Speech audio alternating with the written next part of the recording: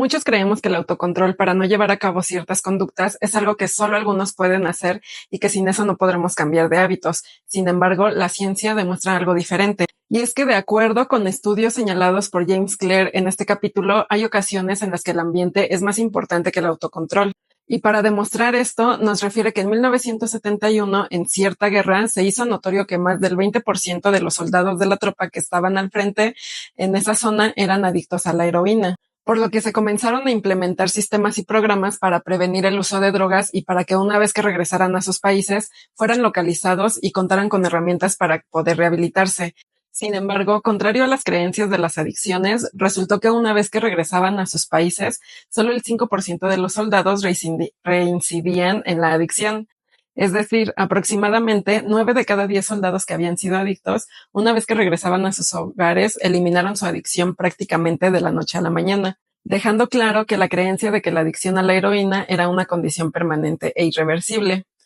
Y es que de acuerdo con estos estudios, la razón del por qué esto fue posible es porque los soldados ya no se encontraban en el ambiente de estrés que generaba la guerra, en donde además era muy fácil conseguirla y ya no estaban en contacto con sus compañeros, quienes también consumían esa droga, por lo que ya no se encontraban en el ambiente que les disparaba esos detonantes de consumo,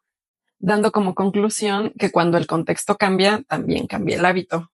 Es por eso que para muchos adictos no es funcional el ingresar a clínicas en las que para desintoxicarlos los sacan del ambiente que les detona el consumo de su adicción, porque al volver a sus casas vuelven al ambiente en el que se encuentran los detonantes de la misma y vuelven a caer en el consumo de lo que sea que constituye su adicción.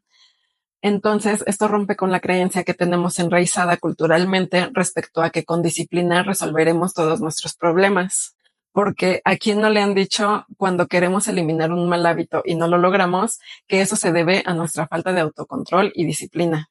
Y es que resulta que estudios han demostrado que las personas que aparentemente tienen más autocontrol son también las más disciplinadas. Y entonces no se trata tanto del autocontrol, sino de que las personas que son más disciplinadas son mejores para estructurar sus vidas de tal forma que no requieran un poder de voluntad y un autocontrol heroicos, sino que manejan su ambiente precisamente para facilitarse las cosas, sus buenos hábitos, y eso hace que pasen menos tiempo en situaciones que les sean tentadoras. Así, las personas que tienen un menor autocontrol son aquellas que menos tienen que usarlo, porque si bien la perseverancia, el valor y la fuerza de voluntad son esenciales para el éxito, la manera de mejorar esas cualidades no es el desear ser una persona más disciplinada, sino el crear un ambiente más disciplinado.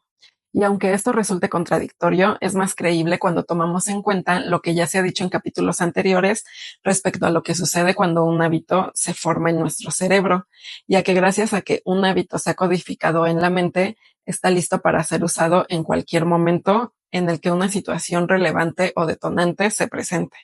Y aquí nos da un ejemplo de una mujer que adoptó el hábito de fumar un cigarro cuando montaba un caballo para pasear con una amiga, quien dejó de fumar al mismo tiempo que dejó de montar a caballo, pero que después de años volvió a montar un caballo y sintió la necesidad de fumar un cigarro en ese momento. O sea, que las señales aún estaban internalizadas, pero ella no se había expuesto a esas señales durante años. Entonces, atendiendo a que una vez que un hábito se ha codificado en nuestra mente, la urgencia de actuar de cierta forma aparece siempre que las señales se presentan de nuevo, es que nos resulta muy difícil cambiar ciertas conductas. Y es que además hay muchos hábitos negativos que son catalíticos, es decir, el proceso del hábito se alimenta a sí mismo, como cuando te sientes mal y comes comida chatarra y después te sientes peor por comer comida chatarra, y así se convierte en un ciclo difícil de romper, pues como ya hemos dicho muchas veces, se trata de procesos que suceden de manera inconsciente.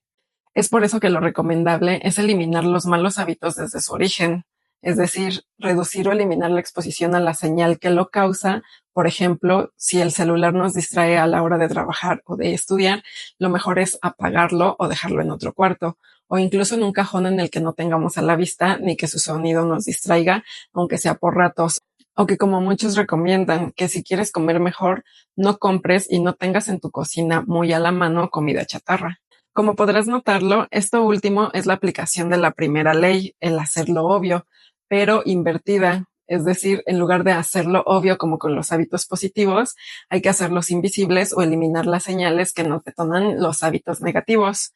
Así, A manera de conclusión, James Clear señala que el autocontrol es una estrategia que puede funcionar a corto plazo, porque podremos controlarnos y resistir la tentación una o dos veces, pero que es poco probable que logremos dominar nuestra fuerza de voluntad para dominar nuestros deseos frecuentemente, por lo que es más viable que usemos nuestra energía en optimizar todo nuestro ambiente y convirtamos las señales de nuestros hábitos positivos en algo notorio y evidente, mientras que eliminamos o hacemos invisibles las de los hábitos negativos. Y pues hasta aquí el resumen del 7º capítulo en el que hablamos acerca del autocontrol. Si te están sirviendo estos resúmenes, me ayudarías muchísimo si dejas un comentario o tu like para que me motive a seguirlos haciendo. Muchas gracias.